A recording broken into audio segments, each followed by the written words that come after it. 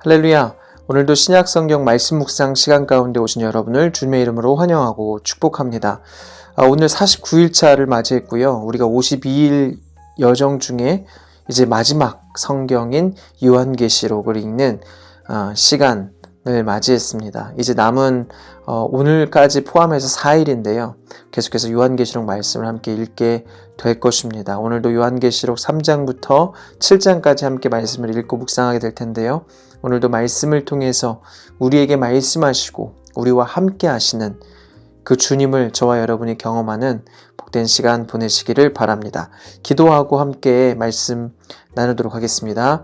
사랑의 하나님 감사합니다. 오늘도 우리에게 새날을 허락하여 주시고 말씀으로 이 하루를 시작하게 하시니 감사합니다. 지금까지 주께서 인도하셨사오니 이제 남은 4일 동안도 주님께서 인도하여 주시고 은혜 내려 주셔서 말씀으로 우리가 더욱더 충만해지는 시간 되게 하여 주시옵소서. 감사드리며 거룩하신 예수 그리스도의 이름으로 기도합니다. 아멘. 네, 오늘은 요한계시록 이제 3장부터 7장까지 우리가 이제 마지막 날까지 다음 주 화요일 날 끝나게 되는데 그때까지 이제 요한계시록을 우리가 4번에 걸쳐서 함께 말씀을 읽고 묵상하게 될 것입니다. 우리는 요한계시록 하면은 좀 편견을 좀 많이 가지고 있죠. 요한계시록 어려운 책이고 굉장히 좀 힘든 성경이지 않나라는 생각을 합니다.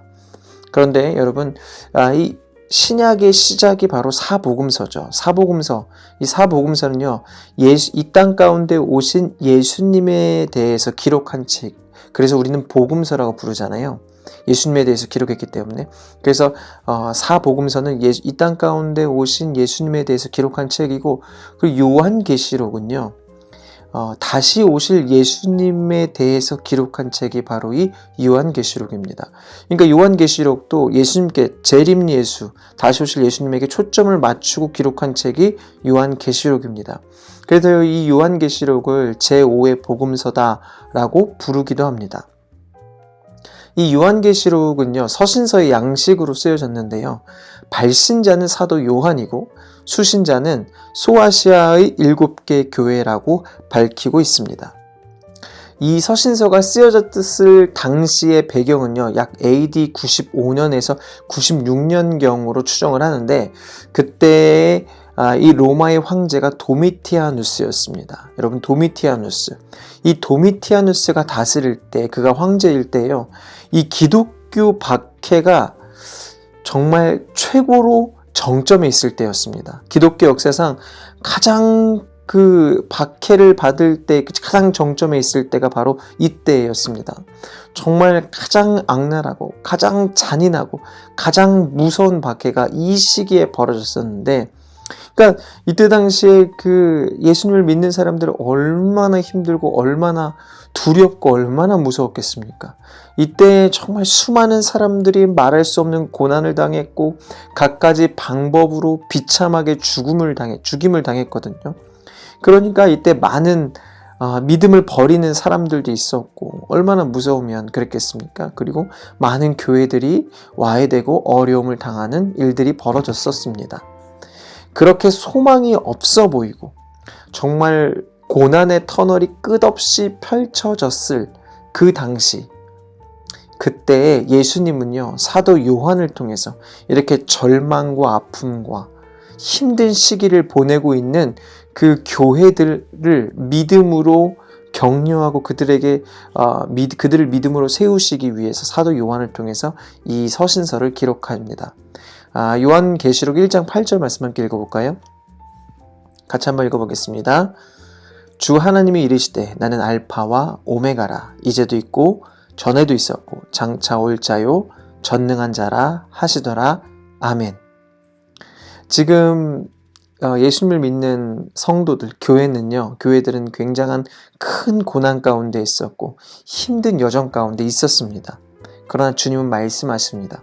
너희가 결코 홀로 있는 것이 아니다. 이 핍박을 하고 있는 이 도미티아누스가, 로마의 황제가 정말 진짜 왕인 것처럼 행하지만 사실은 내가 왕이다.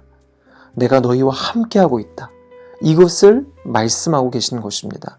그러면서 이 교회들이 끝까지, 성도들이 끝까지 믿음으로 살아가도록 그들이 정말 그들을 믿음으로 세우시기 위해서 이제 소아시아의 7개의 교회들에게 편지를 보내게 하시죠. 그 편지를 보면 그 편지는 이제 요한계시록 2장부터 이제 3장, 2장에 걸쳐서 기록이 되어 있는데요.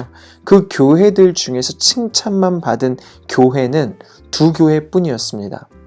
나머지 교회들은요, 잘하고 있었지만 고쳐야 할 부분이 있는 교회, 또 책망받고 또 이렇게 좀 바꿔야 할 부분이 있는, 바르게 잡아야 할 부분이 있는 교회들이 있었습니다. 그런데 주님은 그것이 무엇인지를 명확하게 말씀을 하시는데요. 그것을 단순히 지적하는 차원으로 끝나는 것이 아니라 그들을 믿음으로 세우시기 위해서 이것을 말씀하신 것입니다. 여러분, 이 땅의 교회들은요, 다 교회라는 이름을 가지고 있지만 주님 보시기에 이렇게 칭찬받을 교회가 있고 책망받을 교회가 있습니다. 당연히 우리는 칭찬만 듣는, 칭찬받고 싶은 교회입니다. 우리는 정말 주님께 칭찬을 받기를 원합니다. 여러분, 그렇다면 우리가 어떻게 칭찬을 들을 수 있을까? 칭찬을 받는 그 기준이 명확해야 합니다. 우리의 삶의 모든 행동과 모습과 우리의 모든 행위에 있어서 기준이 명확해야 한다는 것이죠. 그 기준이 무엇입니까? 바로 말씀입니다. 말씀의 기준으로 우리의 삶을 늘 반추하고 또 우리 교회의 모습, 나의 신앙생활의 모습, 나의 그 삶의 모든 부분들을 늘 돌아보면서 말씀을 더욱더 사모하고 늘 그 말씀을 가까이 하기 위해 노력할 때 그때 그 말씀의 모습을 통해서 우리의 삶의 모습이 정말 주님이 받으시기에 합당한 삶인지, 칭찬을 받을 만한 삶인지 아니면 책망받을 삶인지를 우리는 분별할 수 있게 되는 것입니다. 그러므로 저와 여러분이 늘 말씀을 더욱 사모하고 의지하고 그렇게 말씀으로 가까이 나아가는 저와 여러분들이 되어야 합니다. 여러분, 그런데 이것이요, 그냥 단번에 되는 것은 아니고요. 우리가 살아가면서 평생 훈련을 해야 되는 부분입니다. 늘 말씀을 통해 주님과 교제하고 더 깊이 그냥 말씀을 통해서 내가 어떻게 살아야 되겠다, 그것이 아니라 말씀을 통해서 정말 주님과 교제하는 것이죠. 말씀이신 하나님, 그 말씀이 언제 말씀이신 하나님이 될까요? 내가 그 말씀을 읽고 그 말씀이 나에게 부딪힐 때 그것이 하나님의 말씀이 되는 것입니다. 저도 지금 모세골이라는 곳에 올라와서 계속해서 말씀을 묵상하고 말씀으로 기도하고 있는데 그 말씀이 저에게 부딪힌 그 과정들, 또 그러한 과정까지 가는 것이 굉장히 쉽지 않은 것임을 계속해서 경험하고 있습니다. 이것은 계속해서 우리가 훈련해 나가야 되고, 이러한 훈련이 우리 가운데 깊이 훈련이 잘 되어 있을 때 우리는 언제 어디서나 말씀을 묵상하고 말씀이신 하나님과 함께 할 수 있고 그 말씀으로 살아가는 믿음의 삶을 살아갈 수 있게 되는 것입니다. 여러분, 정말 중요한 것은 우리가 말씀을 사랑하는 것입니다. 말씀을 사랑하는 것입니다.